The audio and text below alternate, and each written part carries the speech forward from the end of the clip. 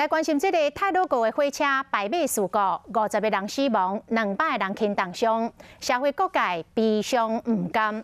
交通部长林佳龙昨暝伫面册讲，已经向总统甲行政院长来请示，会伫抢救的工作暂告一个段落了后，负起着完全的责任来辞掉交通部长。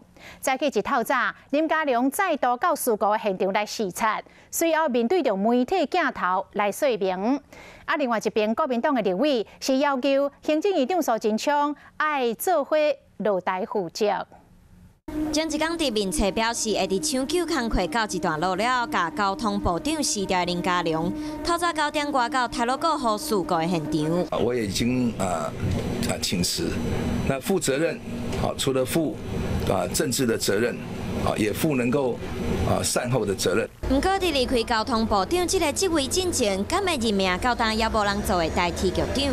我已经是请辞中嘛，那我已经负起责任，有关人事的部分，我们会尊重，就是新的人事安排。大家对工程标案嘛有真侪问题。蔡玉珍在脸书上质疑说，这一家公司的专业人才挂零，为什么联合大地还有办法拿到上百个政府的工程标案？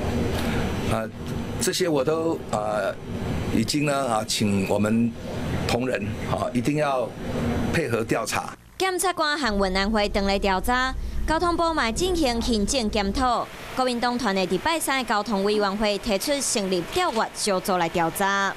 李义祥以外，还有多名的工人在现场，我们合理的怀疑，当天根本不是一个人开着工程车到现场检视工地那么简单，根本就是有预谋的要去现场赶班加工。国民党的立委嘛批评2018年普悠玛事件了，讲要成立的代替总体检的专案小组，即马无运作。上一次就说台铁要砍掉重练了。